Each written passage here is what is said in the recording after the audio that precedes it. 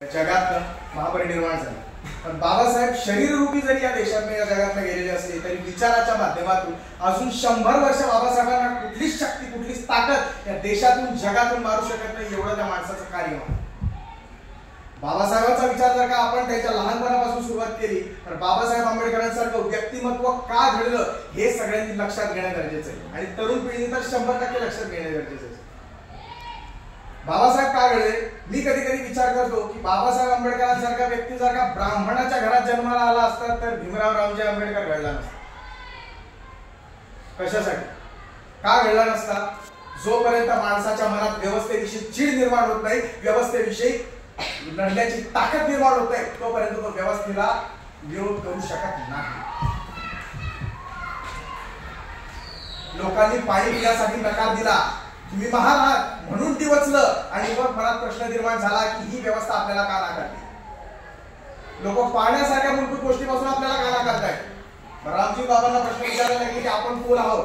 ही चिड मनात निर्माण झाली आणि कुठेतरी विचार केला या देशामध्ये दीप परिवर्तन निर्माण करेल आणि विद्यार्थी दशेत असताना हा निर्धार बांधला आणि बाबासाहेब आंबेडकरांनी या जगातली सगळ्यात मोठी क्रांती घडवून लावली, कुठल्याही रक्ताचा थेंब न सांग.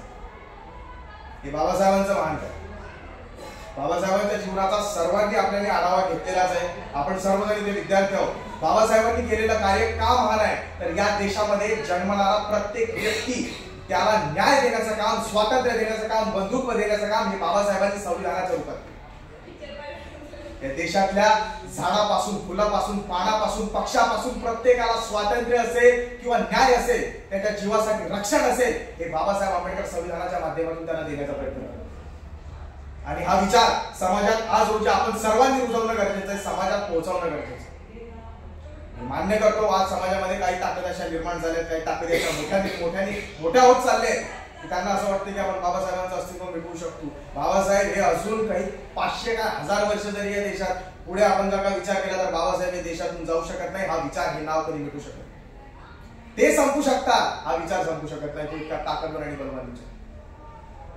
मी कधीतरी आपल्या चळवळीतल्या लोकांना विचार करताना बघतो, कधीतरी बोलताना बघतो की बाबासाहेब आंबेडकरांसारखं व्यक्तिमत्व या जगात घडलंच नाही, आपण कधी बाबासाहेबांची बरोबरी करू शकत नाही. या वाक्याचा मला कुठेतरी हा फिटकारा आल्यासारखं वाटतं. कारण बाबासाहेब आंबेडकर त्यांच्या एका भाषणात म्हणतात की मी माझ्या विद्यार्थ्यांना सगळ्या सुखसुविधा उपलब्ध करून दिल्या ज्या मला उपलब्ध होऊ शकल्या नाही. मी त्यांच्यासाठी मिलिंद महाविद्यालय उपलब्ध करून दिलं, सिद्धार्थ कॉलेज उपलब्ध करून दिलं, त्यांच्यासाठी वसतिगृह उपलब्ध करून दिली. मग हे विद्यार्थी का आयुष्यामध्ये काही करू शकत? माझ्यासारखा पोरगासारखा एवढ्या मोठ्या पदावरती येऊन पोहोचू शकतो तरी विद्यार्थी का करू शकत नाही? 10 बाय 10च्या खोलीत आम्ही सर्वजण राहायचो. माझ्या वडिलांनी जेमतेम पेन्शन असताना कधीतरी कर्ज घेऊन मला पुस्तकं उपलब्ध करून दिली. आणि अशा परिस्थितीत जर का भीमराव रामजी आंबेडकर घडू शकतो तर माझ्या समाजातले विद्यार्थी का घडू शकतो? चाकोरीबद्ध विचारधारा आपण सर्वात प्रथम सोडणं गरजेचं असं मला वाटतं. आणि बाबासाहेबांच्या हीच आदरांजली असेल की त्यांनी जो स्वाभिमान आपल्यामध्ये जागृत केला, तो स्वाभिमान तेवत ठेवणं, स्वातंत्र्य, समता, बंधुता ही सर्व मूल्य समाजाच्या शेवटच्या घटकापर्यंत रुजवणं हेच आपलं काम असायला पाहिजे. आणि हीच आपण त्यांना खरी आदरांजली व्हावं असं मला वाटतं. धन्यवाद. जय हिंद.